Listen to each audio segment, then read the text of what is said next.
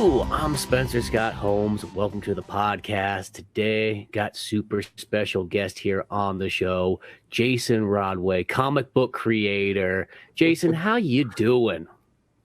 It's a good evening. Very, very warm right here in Toronto. Oh, that's nice. Yeah, mine was a weird week because it was like at the beginning of the week it snowed and then it started heating back up again, and now it's not too bad again. Can't make up its mind. No, yeah. I get that nice little California snow. But that's always how May kind of is. It like people always get so surprised that it snows and anything like that. It's like it doesn't like every year. I don't know. There's always like that. I always call it the one last little bit of snow that comes in.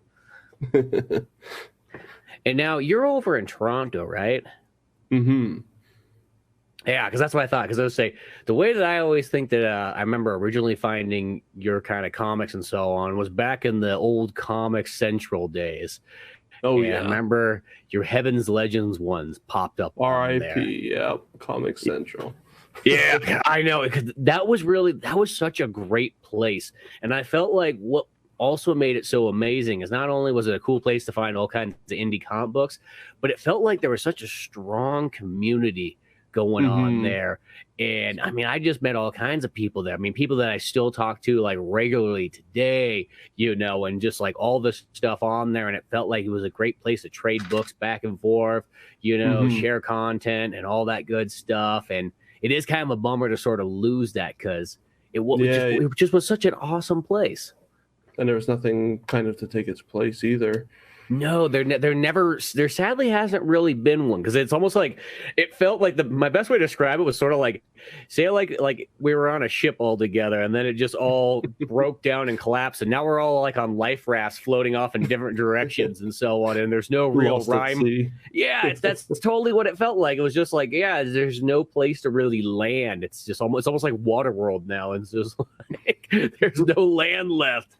But because there's Comixology, but Comixology is just there for comics and comics only. It has none of the social aspects to it or anything like that. Yeah, it was a social network attached to a comic store as well. Yeah, and I think that was the cool part. I mean, there's Indie Planet, and which is attached to Kablam. And don't get me wrong, I like that place a lot for the prints and for like all the on-demand stuff, so on. But once again, it's missing the community part. It's just a straight store. Global Comics, I guess, would be the closest thing I can kind of think that kind of started, I want to say, almost around the same time. And they're doing kind of indie comics sort of differently. I don't know if you ever tried that one out before. Might be worth a look. It's worth it. You know what I mean? Like, it's one of those ones, like, I've always kind of liked that one, Sometimes it gets to that point where, you can only upload to so many places to keep track of it all. But that one, there's so many stores, there's so many different services. It's just kind of keeping it all organized as one beast all together. That's just the thing, is that's just the monster of them all. And so on. It's just, it's like social media too. It's like there comes a point where it's like you got to sort of like pick which ones you want to really have, because if you try to do them all, next thing you know, you're overwhelmed. And as a comic book creator, then you end up not drawing pages. That's what I noticed, is I start focusing too much on other things. And I'm like, boy, have I not drawn really anything this week? What happened? Yeah, it's like okay, you're a comic creator, you're a letterer, you're an inker, you're a penciler, you are outliner, and then you got marketing. Yeah, marketing. And marketing's like almost could be more work than all the other ones you just said combined. It's so ridiculous. You got to be a car salesman on top of everything. I love that you say that, because that's the way I always describe the people when I go to Comic Cons. I always say I picture myself like Kurt Russell in used cars when I go to sell books, because I notice everybody else is kind of quiet, so I like to kind of step up and be like, "Hey, come on over! Come on, get some indie comics right here. You're gonna want to check it out. Open that up right there. Picture yourself right now with this book in your hand. Everybody's gonna think you're awesome. You're gonna be cruising by, and they'll be like, man, that guy there, he knows good literature." Yeah, and then they go on by, and then click, repeat, back to the beginning. Next guy. Let's do the same spiel. Let's do the whole cell again. Yeah, exactly. You got that whole script on lock in your brain, and then you just right back to the beginning. you're right back there again, and so on. Yeah, Yep. and it's just working that crowd. And I don't know if the Comic Cons have been I don't know if you've been trying out any of them in the last recent while since they've kind of come back together in about, I guess, last they've only just started this year, really. TCAF was off for 2 years. Now it's back this year. There was a Toronto Comic Con was earlier this year. That one happened. So now they're starting to come back a little bit more. Fan Expo Toronto happened late last year, which took me by surprise. Yeah, because in California, I tried a couple of them like last year towards the end, because at first there were some of those ones that were trying to go, and it's just like you just start seeing the restrictions on that stuff. And I'm like, hey, if you're gonna charge me the same price for a booth and you're gonna have like 1/4 the people there, like, you know what I mean? It's not gonna work out the same way. So I'm like, I guess I'll just wait a little bit. But once it feels now they're kind of getting back in action and kind of rolling again, and I've been kind of just trying them back out. I'm like, okay, they're kind of coming back and so on like that, which is nice. The crowds are there, the audience is there. So it's kind of opening day is happening again. Yeah, which is nice, because it was kind of a bummer just to have that period where it's just like, dude, there's no Comic Cons, and it's like it's not saying that you can't advertise online, and it's not saying that there's not tons of ways to do it, but I feel like that it's like those many things, that real in-person experience does make that big difference, and that's the way, you find the people that come by and they go, oh my gosh, I saw you at Comic-Con before, and I got the first couple books, and now I want the next ones, and then you see them the next time you show up in that area again, and you just get that real good connection that it's just, I don't know, when you're online, you're just there in the store with everybody else, and it's almost that thing where I don't know if people are just kind of look like, what makes this guy so special? I don't know who he is, I mean, you got your competition is literally millions, and you got to keep their attention you got to get their attention, and it's hard to keep their attention with you don't have that direct control.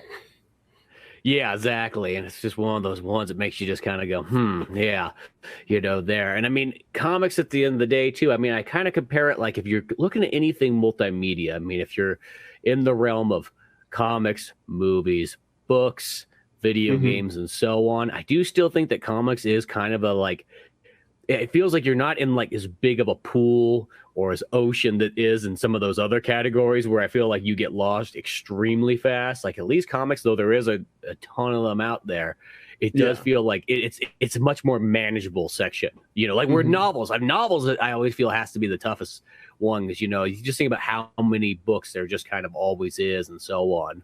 Oh yeah, especially with Kindle, everyone's self-publishing their own. There's a lot there's a lot out there.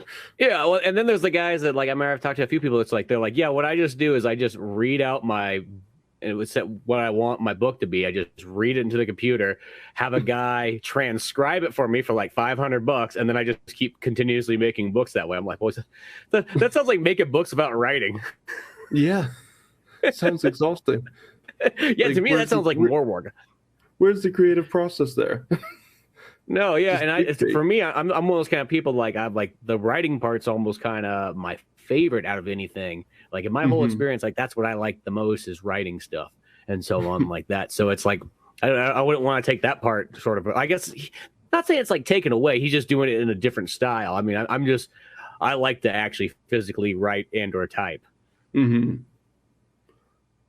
But Jason, I want to ask you is like, when did you start getting into comics? As in reading or creating? Well, let's start from the beginning. What were those first kind of books that you started reading back in the day that kind of started to get that inspiration and creativity sort of flowing that said, this sounds like, you know what, maybe this might be the thing I want to do. Or maybe it wasn't even comics. Well, the first comics I read, I'm a Brit, so Beano and Dandy was the ones.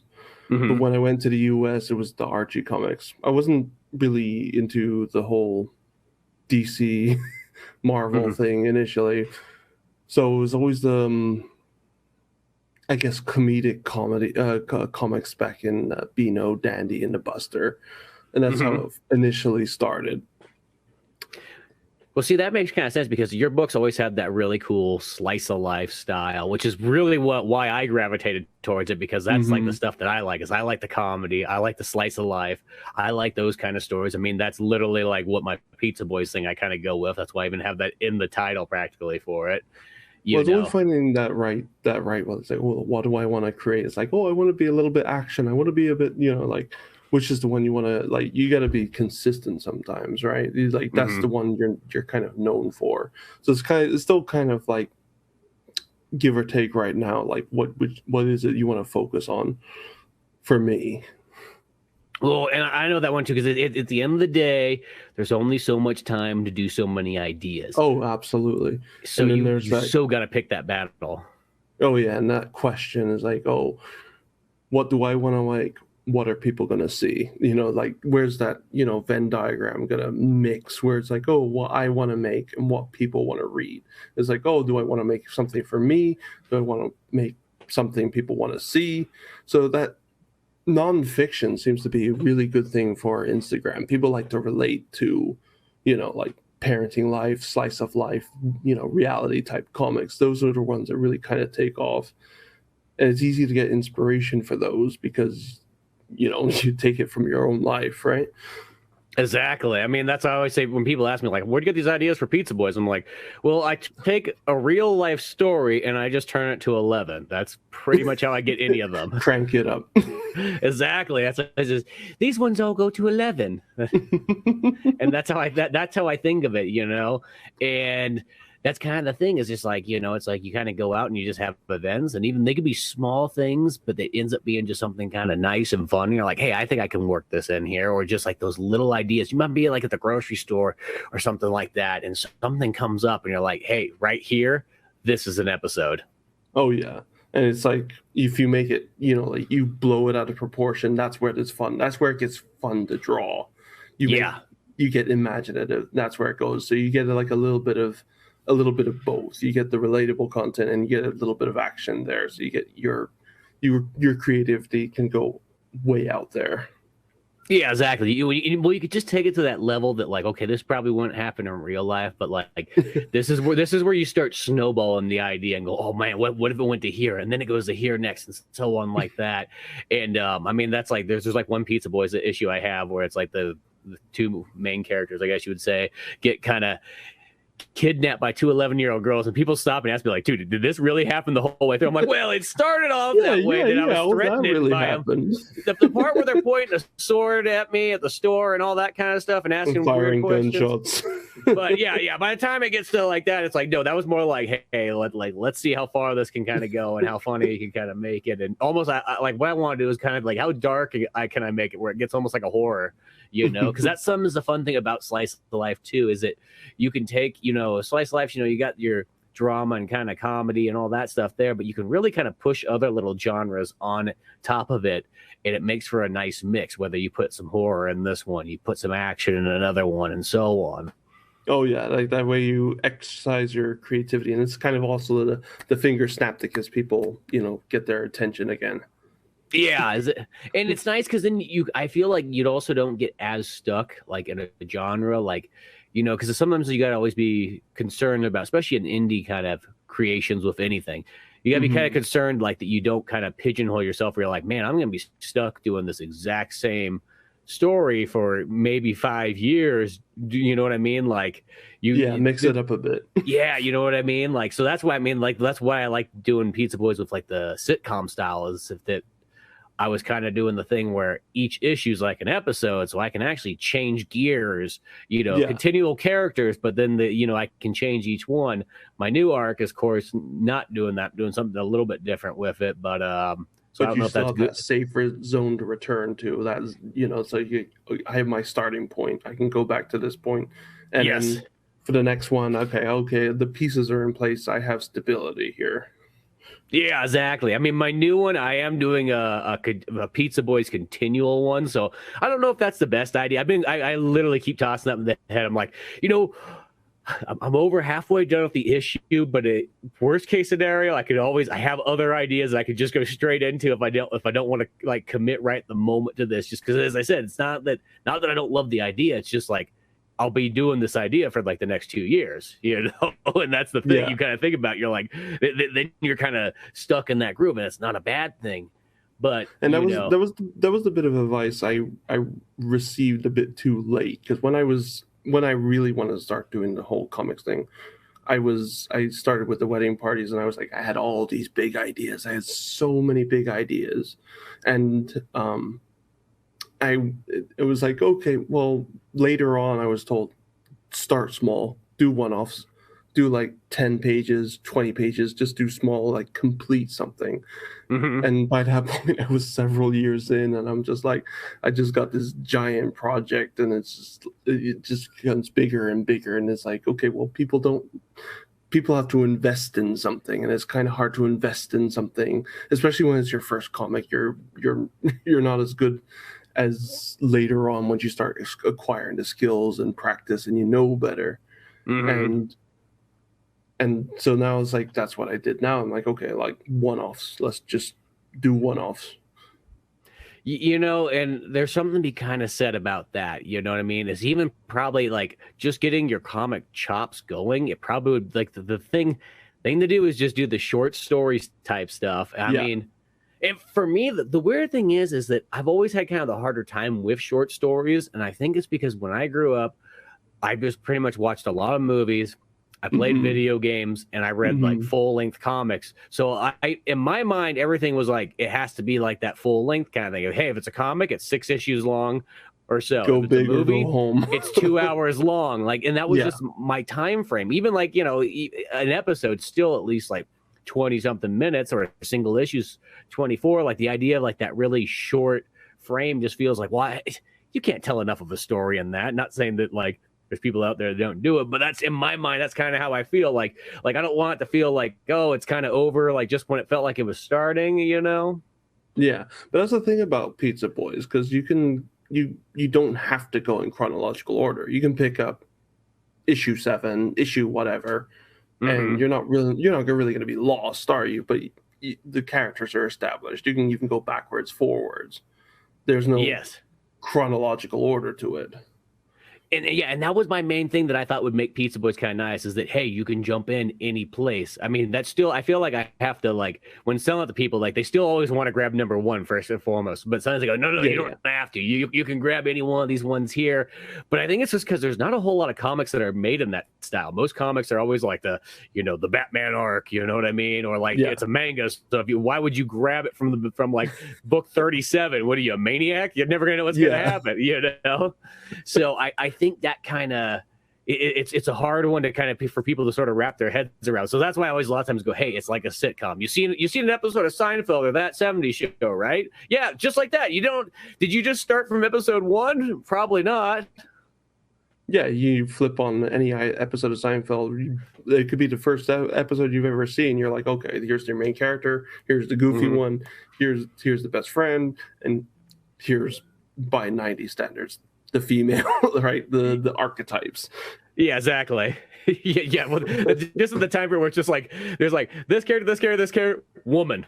Yeah, it's like anime, like, because anime has that too, where it's like, a lot of times I always call it, there's the anime trio, and you got kind of like, you got the older wise guy, you got the kind of young brash guy, and then there's woman. And it's like, she can really be technically anything, but that's just what it is. It's like her personality could be all over the place.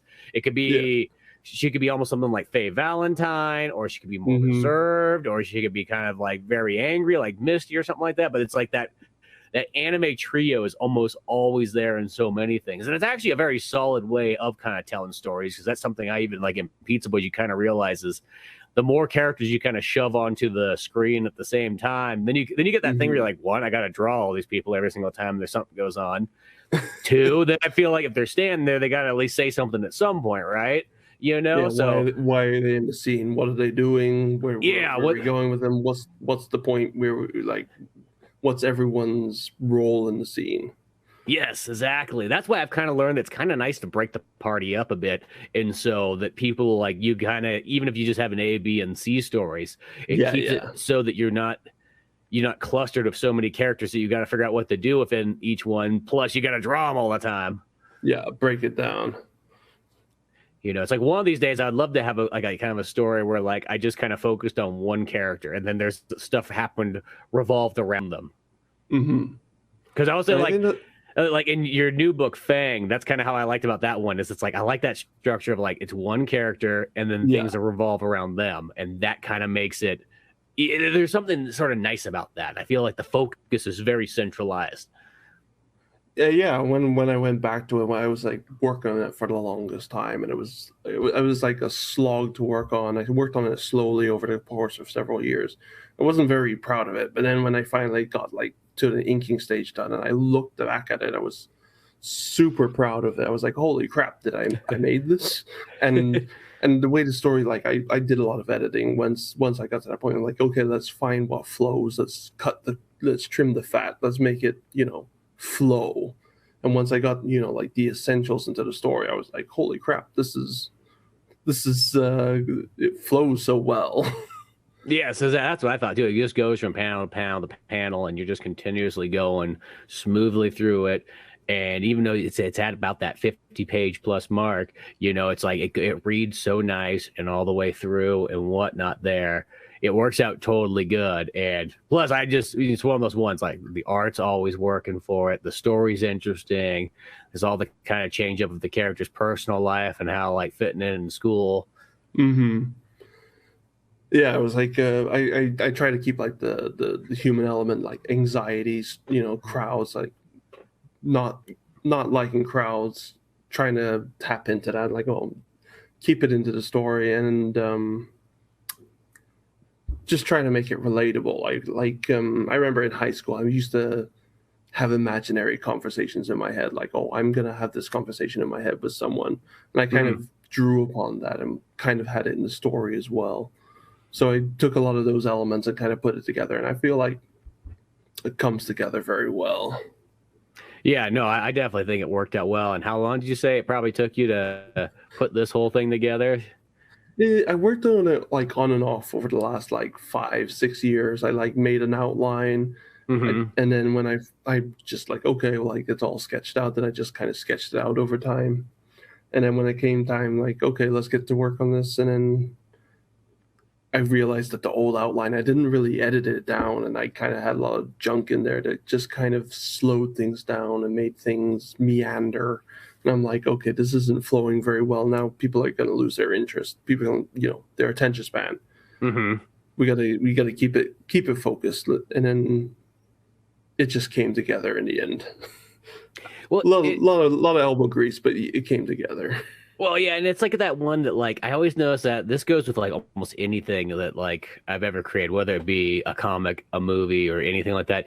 There's that weird in between part where like you get to and you're like, wait a second, is this working out? Does this make sense? Yeah. Does this even look good? Like, I don't know. And then it's so weird. You cross that bridge, and see, I've learned that comes up. So nowadays I just kind of go, whatever, keep going ahead. Yeah. Like I don't even think about it because I know that every single time you get past that and you get kind of closer towards the end, and you get to the inking part, and you've got the lettering going and all that stuff. It's starting to come together. And you're like, there it is. That's right. Okay, good. It's just that weird part that when you've read the script a little too many times, so now it's like it's not even funny anymore because you've read it like 100+ times, and you're like, is that joke good? What's going on with it now? It was funny when I wrote it. Now I'm kind of confused, and like this gag, is it going to work, or is this story beat? Are they gonna know what's happening? And then it sinks in a little bit more, and you get more into the art. You get farther down the chain, and it's like, no, it's working. It's working. It's like having your eye an inch away from like from the screen, from the page, and you're like, okay, this is what I'm seeing. Oh, this is imperfect. This doesn't look that good. But if you zoom out the camera and see the big picture, and you're like, this ain't so bad. It's exactly. It's that. Well, it's also that thing too, because you're also speaking of like zoomed in. If I don't know if you draw on the computer for all this stuff, but you're already zoomed in so far on there, and you're looking at every detail. You're like, this is not how somebody reads a comic. They pull back and they look at it like it generally the full page or even panel by panel, but still zoom farther out. Yeah, spend half an hour to an hour, maybe even a day on a single panel, even just a hand, and you're like, oh, this looks awful. And then when someone actually reads it, they're not even going to see it. They're just going to, and that's it. They're already off that panel. They're not even going to notice the hand or the way something you fret over looks. Yeah, because they take the whole the larger picture, it kind of absorbs in like, in a sense, really just a handful of seconds that you kind of look at a panel between panel, you're sort of just subconsciously absorbing it. So it's like, yeah, the little details and so on like that. You don't need to fret as much about that kind of stuff, Or it's like I've always done that same thing too, where like, because I'm so zoomed in drawing, I'm putting all these details in the background, and you zoom out, you're like, wow, that's like probably the smallest panel on the entire page. I'm glad there's like the detail amount that would be like a splash page, but instead I put it on there. Because I think that's such a, like, also the other one too is like the balance of comics a lot of times too is like to make sure that you sort of get that, how do I get enough details that I want in there, but not so much so that it slows down the workflow. Yeah. Especially for guys like us that are kind of like, I consider like the full, like, you write it, you draw it, you pencil it, you ink it, whatever you do, the coloring, the lettering, all that stuff, the editing, like, you got to have a lot more. Okay, where do we have to like make our progress, go, so we don't get so stuck, Absolutely. Yeah, it's fine. You can have those like overly detailed stuff when you got like 8 people working, and you could still meet the deadlines and all that stuff. But if not, you got to get that balance. Or there's that gutting thing where you spend, like, you got this beautiful panel, it's so good, you drew it like it's the best panel you ever drew, and you're like, this doesn't work, it's not doing anything, you gotta cut it. Like, oh. And a lot of times, like, I don't know, I've always been that person that, like, if I already have a panel drawn, I'm like, I'm gonna make it work. I don't care. I already put the work in there. No, it's there. It's like, it's going. And a lot of times for me, like, when it does come to my like editing, I try to make sure that my issue is very concrete by the time I'm done with the script. It's like, that's kind of my goal, is that like when the script's done, I mean, other than maybe adding this little tidbit line, maybe an extra joke or something like that, or like I always say, sometimes you could throw a little background moment in there. I try to make sure that it's as like I don't want the loosey-goosey script that, some people like that. I'm like, that's cool if you can do that. I feel like I want my script to be like 100%, like all my details are there. It explains everything. I'm just explaining it back to myself, but at the end of the day, like, if you read it, you would be like, okay, it's clear as day. We're ready to go shoot this. Yeah, I think that's the lesson I took away from Fang. I gotta get my original draft good before I, like, you can add a bunch of pages and then they're like, if they're going to hit the waste bin, and it's like, okay, well, if I planned it better, I wouldn't have had to waste days on these things, these pages I never used. So I gotta get myself a little bit more organized in that aspect. Well, you know what I always say, when it comes down to any pages that you don't use, this is where they all go to. They go to the special features section, and that's where you put all that cool stuff in there, because people, like me personally, that's like one of my favorite things, and probably just stems from watching special features off DVDs and so on. But like, I love when comic books have special features in them and cool little stuff like that there, because it's really actually not that common to have really special features in a comic book. It's actually like very few of them do, especially even like big comics. Like, you know what I mean? Like when you find one, it's like, oh, cool, this actually does. It's like, I don't know why that's like kind of a missing ingredient for the most part. Yeah, it's like video game concept art. They release art books now, and movies, Pixar, they released the concept art now. That's a whole thing of its own. That's the process, right? Yeah, exactly. And it's like, I don't know, I think that kind of stuff is neat, especially if you're like also like into art and comics and all that stuff. And like, it's, that's where you get your kind of inspiration, you get the ideas. I mean, like, even like some of the ones I remember, like one of the coolest ones I remember kind of was like the Dragon Ball ones, when they have the Kira Toriyama's ones in the back, and it explains kind of like what he was doing when he's working all of them. And he does that thing that's like, boy, it's like, if you thought you weren't making enough progress, it's like, he's like, yeah, I do about 15 pages a week. And you're like, oh geez, maniac. I mean, granted, he does have one assistant, but even still, like, you're like, holy crap. And it's like, you see a lot of these anime manga stories about like, they're a high schooler, and then by night they're a published mangaka, and it's like, is that real? Yeah, exactly. It's like maybe it is like where are they getting all this time in the day to get all this stuff done? You know what I mean? Time, energy. Yeah, because that's always the thing, and it's even like drawing myself. Like I can only draw in the day for so long before it starts to be like you start like when you get like the drawing pains. You're like, oh, my shoulder's starting to kind of hurt, my neck feels kind of off, and can only look at the screens for so much longer now. And yeah, vision's starting to blur. Yeah, it's like even more. It's like I feel like I got about a good 4 hours, and then it's like, okay, I have to take a break here. Like that's it. That's as far as it's going. I know there's some people out there who could draw for 12 hours straight, and all power to them. Mm-hmm. So are you completely digital? I'm completely digital. Like I literally only use like pencil or pen for like just random practice sketches. Like Pizza Boyz straight from the beginning. I had just one of those Wacom, like the old school Intuos, like the Intuos 2. I got it from somebody that, and it was like a 2002 one, but I used it forever until it finally went out. So I still draw that way where I do it with like the tablet you don't look at. So you look at the screen and you're drawing on that kind of tablet, which I just don't see a whole lot of people using those too often, but I just got so used to that. And I practically learned how to draw on that thing too. Yeah, that's the one that was like the most affordable option. The Bamboos way back in the 2000s. Yeah. And now I switched to like, because the Wacoms are so expensive, I just went for the Huion one, the Chinese knockoff of the Japanese one. But they're really good. I got the same one. I love it. I actually liked it more than my Wacom. I mean, granted, it's also like 15 years newer, so that's the original Wacom I had was made for like a Windows XP, I guess, and I was using it up to like Windows 10. But well, the funny thing is, digital art has made such strides in the last couple of years. Yeah, like Surface, iPad Pro was like a huge game changer. Yeah, well, because the pencil on the iPad Pro, I guess they call it the pencil. Like that thing there was like the one, because I'm mostly always a Windows person, and I remember going to look at like the iPad Pro compared to like the Windows Surface and so on like that, and it's like one of those ones. It's like, well, the nice thing about the Windows Surface is you get all the programs that you can get from Windows, so you have all that, and you get a little bit more choices there. But it was like that pencil. It was like the pencil compared to like the Windows Surface pen. It was like almost like, wow, the difference here it's kind of severe.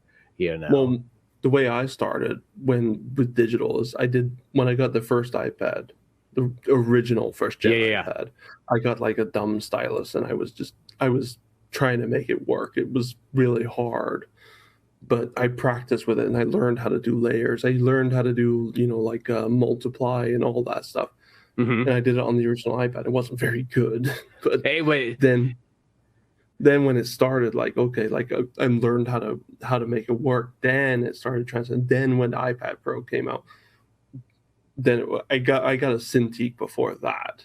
Oh, yeah. Like, I can only use the Cintiq at home. I go home like evenings. Cintiq is at home, so I use the iPad during the day, do my dumb stylus work. It was like very sketchy, very loose. Take it home, and then take it to the Cintiq. Make refinements. But when the iPad Pro came out, it was like night and day. Then I stopped using the Cintiq entirely because it was just so accurate. Yeah. Oh, and it's like, or continue on. Oh, before the pandemic, I was going to conventions, and everyone behind the desk, like they either got the Surface Pro or an iPad Pro, and they're all drawing away right there. It was that I got my start on the original iPad. It was kind of niche, but now everyone's kind of has access to them. The price range is just like, it's dropped so low. It's very affordable compared to how it was, like before 2010s.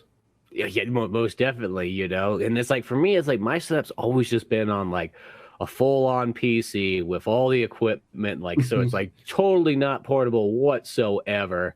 You know what I mean? But I almost starting to get to that point where I'm like, you know what, that iPad drawing on there, even if I wasn't doing it for maybe the comic book, but for like maybe those other kind of drawings to go along with it, that might be kind of nice. And it sounds weird. It just seems like it might be more comfortable to sort of draw that way. Well, do it on the couch. Yeah, because do you it on can the subway. Do it wherever you go. Yeah, and it's not that thing, because it's like the one thing about like like my computer, it's like it's like starting a diesel truck. You gotta turn it on, let it warm up, get there, and if it's on, you kind of like, okay, well, I don't want to turn it off at any point now because it's already on. So it's like and it's all that kind of stuff. I mean, don't get me wrong, it's nice to have the multiple monitors and of course the keyboard access and all that sort of stuff just right at your disposal. But yeah, you don't have that. You can't just move around or just pop it open and just start drawing away, turn it off, set it down, and just keep doing it. Because like, as I said, when you start the computer up, it's like, yeah, you got the diesel truck running. So now you feel like, okay, I should be working, but it's almost like you don't have that, like, I'm going to stop, take a little bit of a break and come back or something like that. Yeah. I don't know. Well, it's right. It's like riding that creative high, like you're in the mood, you're in the zone. Yeah. You don't want to disrupt that. You gotta keep it going as much as you can until you pass out on the at the desk. Yeah, exactly. And I don't know, I'm almost getting this feeling that like maybe just change. It's sometimes just something kind of nice in life is to sort of change up like your almost environment. And sometimes changing your environment can get like a lot more newer inspiration going. And I'm almost kind of thinking something like the iPad would almost be not, as I said, I have an iPad Pro here. I'd never drawn on it but twice. But it's like one of those ones that like, it might be the thing to kind of do just to sort of change it up. I mean, I'll finish this issue for sure on here, but I mean, the nice thing is I use Clip Studio Paint. So Clip Studio Paint, you can get it right on the iPad. Oh yeah. Draw away right there. It's all the same tools, and it's not anything like you have to learn a new program or anything like that. Because sometimes that's always kind of the learning curve. Yeah, at the end of the day, it's like it's that thing. It's when it comes down to anything from a video editor to a drawing program or something, like nobody knows what you used in the final render, but it's all a personal preference on which one works more for you and so on like that. And as I said, I've just had Manga Studio since like 2008, I guess. And then Clip Studio, yeah, and then it turned into Clip Studio and so on. And so I just got so used to that, but I almost do feel like it is kind of time just to sort of shift up the environment and see if that can get like a quicker workflow going. Well, the day Clip Studio hit iPad Pro, it was a game changer. I woke up that morning and I was like, what? No way. Because I was using Procreate. I was still using Procreate, which is I'm still not good at. People work miracles with this app. Oh, yeah. But I can't figure it out. I just can't come free. My lines look like less than ideal. But I use it for like concept, like sketchy, and then I can refine it on the desktop at home. And then Clip Studio hit iPad Pro, and I'm like, no, you're joking. No way they were going to do that. And they completely did, and it was complete and utter game changer for me. So on your kind of comics, so did you do Fang completely in Clip Studio Paint on the iPad? Initially, I did the outlining on Procreate on a dumb stylus ages ago. And okay, so yeah, that would have made sense for the 5 years back. I've not sketched physically in a long time. That's like myself. As I said, every once in a while I say, I'm like, I should sit down and just do it, just to do it. So you don't I feel like you're going to lose that sort of ability if you don't. And it's like every time I do it, I'm like, okay, good. I can still kind of draw like this. But as I said, I really technically learned how to draw with the old school tablet, like the most unconventional way probably of learning to draw is it's almost like the only other thing that would be more like impressive is like, hey, you learned how to draw using the mouse. Well, there's a learning curve, but people say like once you get past that learning curve, it's very natural, and it's just kind of that hurdle you got to get over, and then it just becomes normal, right? That's just how you do it. Yeah, that's how they've been doing it for ages, actually. Yeah, with digital art.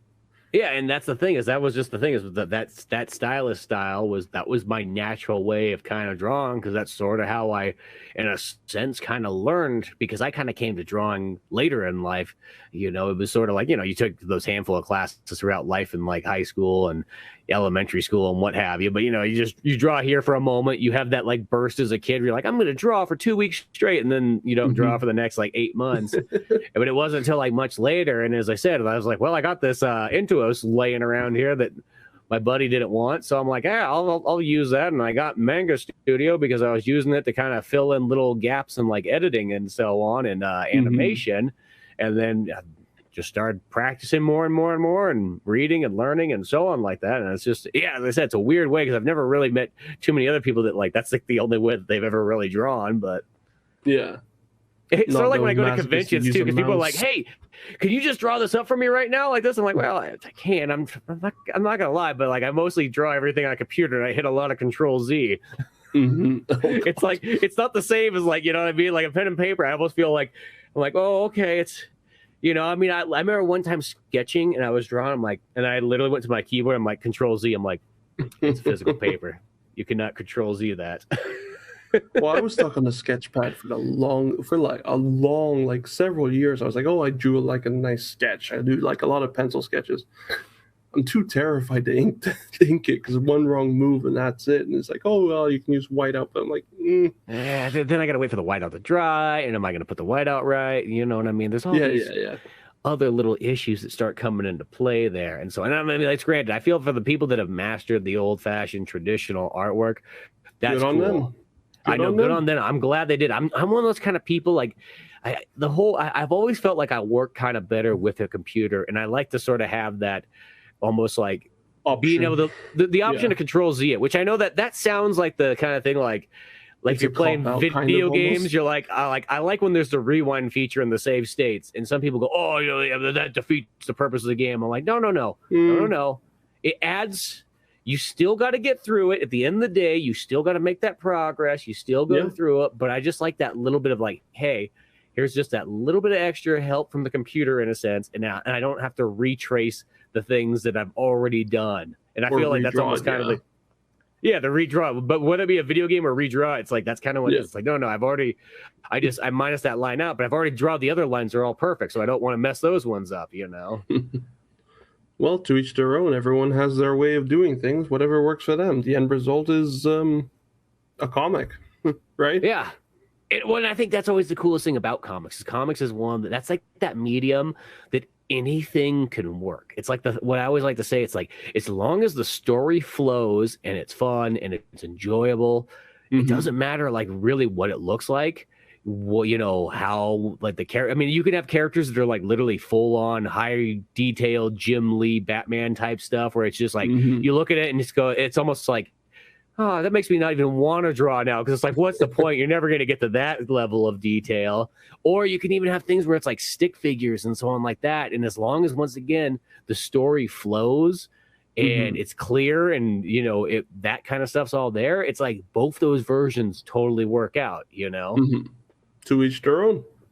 Exactly. You could be good at telling a story, but your art can still suck. But people make it work. Yeah, exactly. Well, it's like the thing. It's like that's where like I remember like when I discovered like the books of Oni Press. Oni Press was that one that like when you kind of go from after you see because once you see like Dark Horse and Image and like all the Marvel and DC stuff, like that's always the thing where it looks like, boy, that looks like you almost had to be working at this since you were 2 years old and so on. But I remember when I found Oni Press, that was like all the books where it's like I kind of looked, I'm like, what, I think I could do something like this, and these stories are awesome. I love the way that the characters look, and it's just like everything seems fun about this and whatnot. And it's like that to me I felt was very inspirational of being like, hey, this looks like it's possible. This says that, hey, you can do this too. Almost it's kind of like that punk rock feeling. Yeah, that the whole indie comic thing is like, okay, well, this person somehow made it work. Why can't I find? And it doesn't have to be like a perfect art. You can just find something that works for you, something that only you can make. And I think that's the kind of key thing is like, what's the story that you can tell that nobody else is telling? You know what I mean? It's not saying that you got to totally reinvent the wheel, but what kind of spins can you add on to it that makes it its own thing? You know, it's just like anything of like a music. I mean, like you're going to be playing the same chords as everybody else, of course, but how can you line them up in that way with the different kinds of like sounds and tones and effects that's going to make it sound like, hey, this is you. This is what you sound like. And it takes away like, okay, I'm not competing with this person. I'm just adding my voice to the mixture. Yeah, exactly. And it gets that kind of good feel going there. And I don't know, I think that's just my favorite thing about comics is you can have so many different varieties of things. And it's almost like one of the, like, I mean, the other thing that's always close to it, I always say it's sort of like novels are kind of the same way too. I mean, you could kind of write any which way you want. Once again, as long as the story flows and it makes sense and it goes through, you have that ability to do anything you want on, in a sense, pretty much close to a next to nothing budget. Like that's the two nicest things, I guess, between both comic books and novels is you realistically don't even need a team. We can prove that right here. You can do it like, the nice thing about comics too is like, I mean, like when I was doing movie making kind of right before I kind of got into comics, but the downfall of that is like there's always some new piece of equipment you need. You always got to upgrade the software like way more often than anything else. Of course, then you need people and actors and even a crew, and you can get by on like a little bit, but you need at least somebody else plus. Where the comic was so nice, it's like you really could be drawing off Photoshop like 2000, and you still could probably be fine with that. I mean, like honestly, that's what all those Marvel and DC comics would have been drawn on at that time period. So they still hold up, it's like that's kind of the nice thing about it is like your investment levels like at a very reasonable price for just about anybody. Well, essentially a comic is a storyboard, essentially. That's why like, like a manga gets, made into an anime, like verbatim, because the foundation is there. Yeah, and it's the one thing. It's like it feels like Japan gets that a little bit easier than like we're in the U.S. They always kind of do the thing like, "Hey, that's great. You got this comic book here. Well, let's toss that over the shoulder. I think we can make it better in the movie." No. The story's already right there. You literally just have to copy the page. That's it. Do not try to put your own twist on it. Make some motion, give some like colors, just spruce it up with a team. That's it. That's all you gotta do. That's all. Yeah, and it's. But the storyboarding, it basically goes into like, okay, people who make comics also make, work for Cartoon Network, and they make cartoons there. Mm-hmm. That's how that works. Yeah, because it's like those, especially I feel like animation and comics kind of, those ones are always very like, close to each other in a sense. Like, you know what I mean? Like one's just more drawings in between and the other one's just more sort of like details and focus shots. But like at the end of the day, you're kind of creating something kind of in a similar vein and what have you. Well, the reader's brain fills in the gaps. They're like, they piece together which panels go to which. We just got to give them the direction, like lay out the page so it's readable and just make it clear. Yeah, because you just get it, like in a sense, it starts to animate for you in your own mind when you're reading a comic. Mm-hmm. But yeah, it's just like that. That's what I just love about that kind of medium. Is just the possibilities are literally endless, and the only thing that sort of stops people is some people just. I think they forget that, like, you can do it. You just got to put the time and effort and work in there. Because I always hear that where people tell me, like, oh, man, but I just can't draw. And I always stop and go, do you think that I could draw? No. I just kind of kept working at it, and I eventually got somewhere, and it started to look decent after a while. And that's all it took. It just took a little bit of time and effort. And I just always think that's just kind of funny. It's just like nothing should ever really stop you.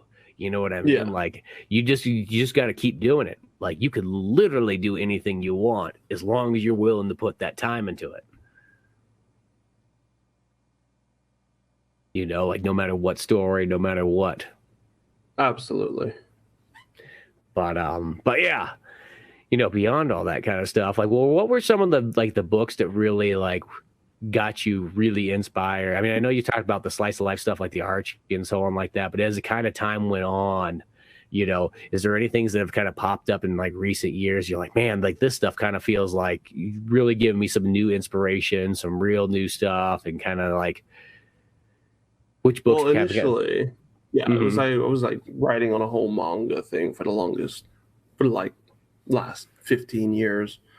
But I felt like I couldn't draw manga. I didn't feel like manga was like my style. So I felt like if I couldn't replicate the style, then I couldn't really do it. So I can just kind of absorbed it from afar. But then I can't remember how many years ago. It was like 2012, 2011 or maybe. I ran across TCAF, which is the Toronto Comic Arts Festival. And it just kind of like opened up the whole thing. It was like there's this whole indie comic scene. It's like, okay, people aren't making perfect comics. People aren't making like there's like that whole manga, not manga style, like Western manga style that kind of comes up. Well, that's when it started getting really popular. That's when it started coming out there. Like people like, okay, this is possible. It started inspiring, like inspiring others, and then that's when the ball started rolling. And I'm like, oh, I can take elements of the whole anime thing, or I can just take my own elements, because I love bold line art. I love making bold line art, and it's not really a manga thing. Some do, some take it like very, but not a lot. It's not really mainstream, so it's like very pencil thin, very thin lines. And I was like, oh, I can't do that. I'm a very hard brush kind of guy. So when I went to TCAF, there's like a lot of indie comics, and they were started with the Western manga theme type thing, and I was like, oh, maybe there's something there. These people are doing it. Why can't I do it? And I started getting those ideas I had in my head. I started bringing them out. I was like, oh, okay, maybe we could start doing stuff like that. And so I just started sketching again, taking something that normally I did and just kind of adapting it to something that I could do in a familiar vein. Yeah, and I think that kind of works out well, because sometimes I will say when you see those, like, in a sense, kind of Western, like where they're trying to do the manga stuff a little too much, it sounds weird, but like if you trying to like ape it so much that you're trying to fit in, it almost has an uncanny feel to it. Like if you don't give it its own twist and charm, there's something kind of like missing in a weird way. And it's like, I don't know, I'll see books every once in a while where it's just like, it's like something feels off and I can't really put my finger on it, but I can tell you exactly probably what it is. And it's like that kind of stuff where I feel like, like when you say all those kind of books coming around that time, like what I really always think of that really kind of starts off a lot of that kind of stuff, where there was that mixed match of where like almost like American cartoons, and North American cartoons kind of intermingled with like anime and manga and all that stuff. It's sort of like things like Scott Pilgrim. Scott Pilgrim was like that one, because that to me was the book. I remember when I found that book, that was the one that really gave me that like, oh wow, here's not only a really awesome story, but the artwork says that like, hey, you can almost do this too. I feel like that's the same way that like if you see like a like almost like one of those like super like progressive rock bands where the guys are just way too good at the guitar, way too good at the bass, way too good at the keyboard, and it's just like, oh my gosh, like that's so awesome, but like I know I'm never going to get to that point. But then you see like a punk band and they're playing like 3 chords and they're still just as cool, and you're like, but I think I could do that. Yeah, exactly. You take it like a little bit back and you're like, okay, it's steps, right? You're not going to immediately create something like that, but you feel like you're inspired to, you have something to strive for. And that was the thing. Like Scott Pilgrim had everything. It's like you like action, it's got action. You got romance, it's got romance. It's got like slice of life, daily living in the city. It was a bit of everything.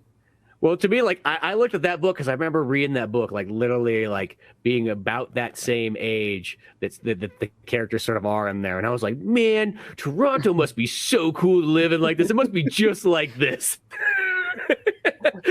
Because like you look at this book, it's like this is my only knowledge I really have of this, other than that, and like the few movies that I've seen that have been shot there and so on.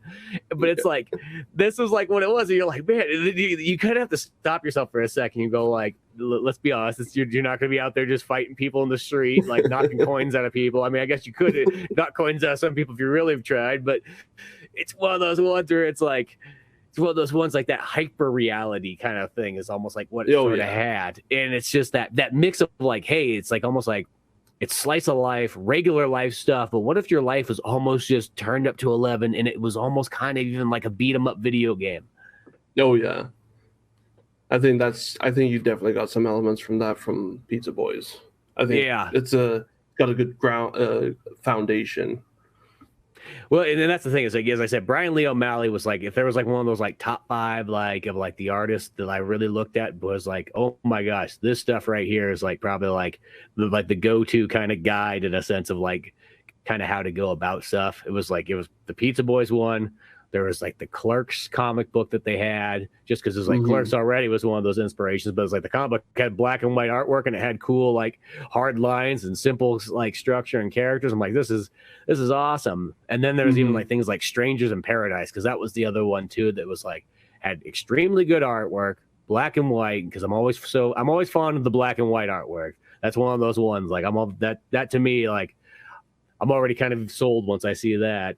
But like that one had like the really good slice of life. It was just like almost like you're kind of watching like a sitcom sort of drama. And then they would still have mystery and weird stuff that would happen once in a blue moon just to kind of turn it up. You know, just like there was just all these kind of neat books that kind of represented that. And then plus for me, as always, like, you know, I a lot of times a lot of my inspiration also comes from like movies and animation and video games a lot too. Like, you know, because there's things you like, stories and all that kind of stuff you find there that, you know, you kind of go, hey, I'm going to relate. And, you know, a lot of times I even pull stuff that like sometimes I'll pull references from like movies that are so old. And I'm like, wait a second, what am I doing? Like if I'm referencing like a 1968 movie, I'm like, have I gone too far back? Well, if you enjoy it, right? It's like if you take inspiration, you're like, okay, I better make something that's like something I don't even really like. People are going to see through your work that you're not really passionate about the project. So if you make stuff that you like, it's going to shine through the final product. Yeah, well, and you don't want to have that thing where you read a book and you kind of have this feeling like this guy feels like a phony. Like, you know what I mean? Like, because exactly. I hate to say it, you every once in a while you'll see some of those kind of books, like sometimes those indie ones where it's just like this just doesn't feel this doesn't feel like your heart, man. Like you get that kind of feel like there's something off. Like you know, it's you're doing that thing where you're like you're trying to figure out what would sell and not really like the best thing you can do is be like, hey, what's something that I would like that I would buy? You know, I mean, and you could kind of you could broaden like what you like a little bit more than maybe what you kind of want. But it's that thing is like, what do I kind of want? And it's like, for me, it's like that's the thing that I look for is I look for those kind of books that are like, has the cool, weird artwork in it and maybe the interesting stories. And either it has like the hard black and white art, or then the other thing I like is I like ultra bright, super colorful, like looking stuff where I'm like, oh, that's kind of interesting. Pushes the boundaries, makes things a little bit more interesting. Yeah. Tries new things. Yeah, there's just all that kind of stuff there. And so on that I just think kind of makes it neat and so on. But yeah, I'm assuming up in Toronto it's not like Scott Pilgrim. It's not like the Scott Pilgrim video game walking around, you know. I mean, I'll tell you that like San Francisco area is not like Dirty Harry, which once again there goes like my 1972 reference of like like you're like, yeah, clearly it's not like that. That was 50 years ago. Car chases up and down the hill. Yeah, it's like I remember I had a buddy and he said he's like when I went to Japan it was almost kind of like it wasn't what I pictured because everything that I liked was from the 80s and it's like I forgot it's like 2016. So it's like it wasn't what I was like. All I said was like, were you picturing it to look like Shenmue? Because that's what I would have thought. This would have been my, because I remember when Shenmue came out, that was like, to me, I was like, man, this is like literally I get to have the experience of living in Japan. And I'm getting into fights. And it's going to be so cool. I got a cool mystery story going on. It's just, you know, you get all that kind of neat stuff there because you get more wrapped up in the story. And it's like, well, that's not really what real life is. But it's like, no. It's not. But you know what? It should be. You were sold a lie. Yeah, exactly. You know, but yeah, no, there's always just that kind of fun stuff there, you know, that just that neat stuff, you know. And then I always just kind of feel like when I see your kind of stuff, it has that. It reminds me of like, you know, not only just the anime kind of feel, but it also has like, I do get that sense of like sort of like that bit of a video game kind of aesthetic to it.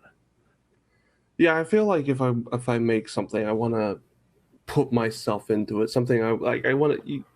You're gonna go paint by numbers, and you're not gonna get to the end of it if you don't enjoy making it. So I gotta make a way to make it, you know, not feel like quite like a slog to get through. I gotta make it, you know, enjoyable for myself. Just and then people will get through. The message will get through, right? Yeah, exactly. Now I know if like, okay, you got the Heaven's Legends, you got Fang. I mean, how many? You've put out quite a bit of pages over the years, because you know those Heaven's Legends books are like they're already. I remember like when I first saw those, I was like, I bought it. I'm like, cool, it's gonna be like a single issue, and then I was like, oh, whoa, he's got graphic novels and yeah, and I was like, oh Jesus, like this is like he's been going at this for a while then. Yeah, Wedding Party started when I first moved to Toronto about 6-7 years ago. That's when I really started making it. Wedding Party's comic. And then I kind of like got 400 pages in. And I got to the volume 1, and I was like, I don't like the way this looks, so I redid the first 200 pages. Oh my gosh! It's like, oh God, what am I doing to myself? See, I always wonder when it comes down to like the redoing part, because I mean there is something to be said, you know, and it's kind of like I mean I see that with like I know Jay of the Pale, she's been like redoing, and her artwork was already amazing to begin with, so the idea that she's like redoing it almost feels like it's just almost like one-upping yourself even more, but like it is awesome though. But sometimes I think it's like, even with mine, because there's like a big difference between Pizza Boys 1 and 12. I'm like, I could do that thing at some point where I just do like a remake, but I would almost make it like feel like a cheesy remake, like almost like you were remaking like you know, a movie just like 10 years later or something like that. Yeah. You know, I entered into that project thinking, okay, I'm just gonna redraw it and it just the way it was, and it's just gonna be in a better style. But I ended up going like, oh, this comic kind of sucks. I gotta rearrange the panels and make it look nicer and flow nicer, and then I just kind of sunk into it.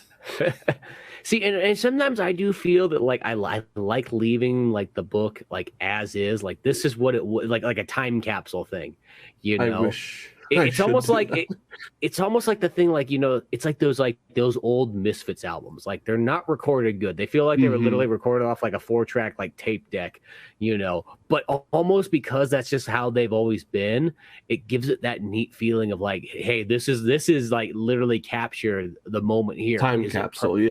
Yeah, is it perfect? You know, no, but like it's perfect in like a different way. Maybe the sound recording's not, you know, just not all there and so on like that, but that energy, that spirit is like what we got there, and that's, you know, untapped in a sense. Exactly.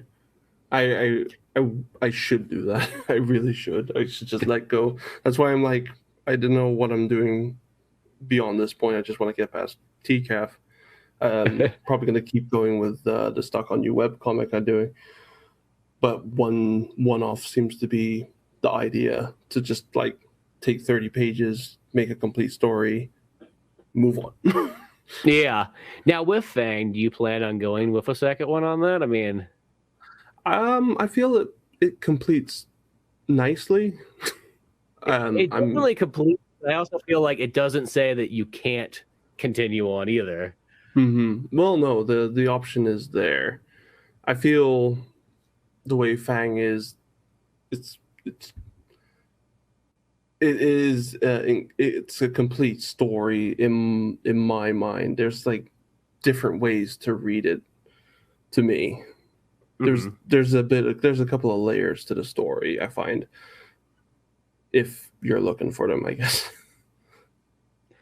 Yeah, no, I can see what you mean there. And I will say the idea of having it where you do have multiple different little stories, because this is something I thought about kind of like just sort of like, it seems like it's about the last less than a year, maybe the last 6 months. I kind of thought about like, there's something almost that said, instead of saying like right off the bat, like I'm doing a series and I'm going to, you know, go through this many issues and so on like that, is almost the very first thing to do with comics is be like, no.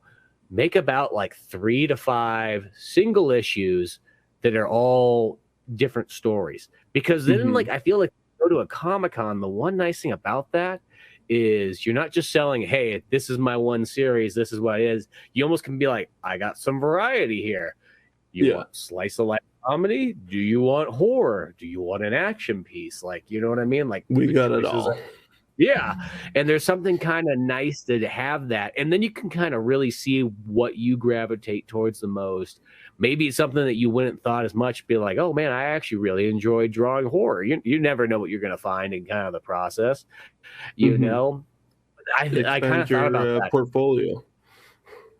Yeah, because it's just like one of the guys I know, Alberto, he's like, I've met him at a Comic-Cons in like the last like a little over 6 months or so, but like he had 3 different books just right off the bat. Like that was kind of like what he did. I was like, that's actually kind of a cool way to go. You know, it's just like you have these stories and you have 3 different choices just right off, and you know you haven't committed hardcore to each one of them yet. But you have the choices, and then you can kind of go back and forth between them and almost kind of keep fresh. So when you add like a second and third issue, you know, it doesn't feel like you're on like this is what I was just been working on the last like 2 years. So I think that is kind of a neat idea. You know, so what's like the next plans you got kind of sort of going on for your books? I'm gonna keep Stuck on You going. I think the webcomic I got, because I feel like I compiled, so I got TCAF next month, so I got Fang right up front, and then I took everything I did with Stuck on You, which is parenting webcomic. I did Slice of Life. I got that one next. So I got these 2 books parallel, so I'm like hoping TCAF, like, okay,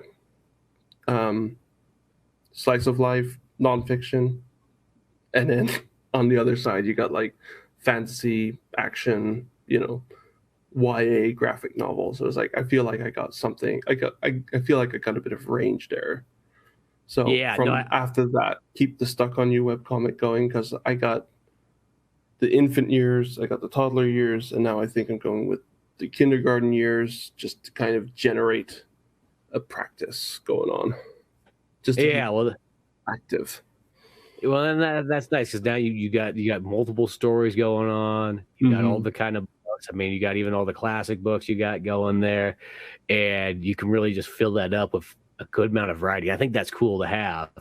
You know, or maybe when it comes start wedding parties all over again. Yeah, exactly. As I said, between those 2 books, it's like that's almost like 500 pages. It almost feels like. Yeah, that's the thing. It becomes a hard sell if it's like, okay, here's 500 pages. How do I talk to someone into investing their time into something? You know.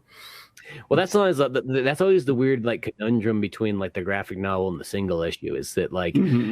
You know, like, because at first that's even what I did. It's like, oh, I'm just going to kind of utilize the graphic novel. But there's always that extra commitment one has. And it's like, not only is it a little bit more of a price commitment, but it's also like, oh, there's a thick book right there and so on like that. You know, some people like, they want to support, but they just want to throw a couple bucks down and have something that's quick and easy to read. So I feel like that's where it have like the nice single issue. And then it doesn't hurt to have the graphic novel, because there's always those people that like, they love the idea of having everything. It's like, give me the big lot. I want them all the pages. At your cons, have you been coming up with a bunch of different merch and so on like that? Because that's been sort of the other thing I've been kind of focused on, like my last about year or something like that, is trying to have more varieties in sort of like my merch section and that kind of stuff. I haven't thought of it yet. You know, people like to sell pins and stickers and posters. I haven't really gone down that route yet.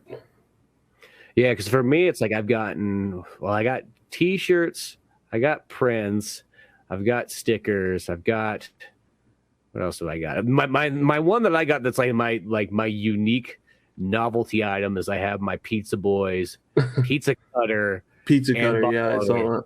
Yeah, so it's like I got that one there. That's the one that's always like the conversation piece. I mean, and that's the nice thing about that one. That mine's like one of those items. Like I can sell that item to somebody who would never probably buy a comic book, but they'd be like, that thing's cool. I'll buy that. You know. And then I just recently bought like a Cricut like cutter, because I kept seeing people use that to cut stickers at home. I'm like, well, the nice thing is, downfall to always ordering stickers is I kind of hate the thing is like you always gotta get that minimum order, and a lot of times you feel like you're not don't get like at least 50 or something like that, you feel like you're paying too much for them. But then it's you're like left with extra product. Then I got 50 stickers of just one thing. Like it'd be nice just to go like, can I get like a variety and like just try out different prints and different things. So I started doing a lot of prints at my house. I mean, I've been kind of messing up the stickers. I haven't got that really dialed in exactly yet, but it's been kind of fun. And then I started doing like prints, small prints too.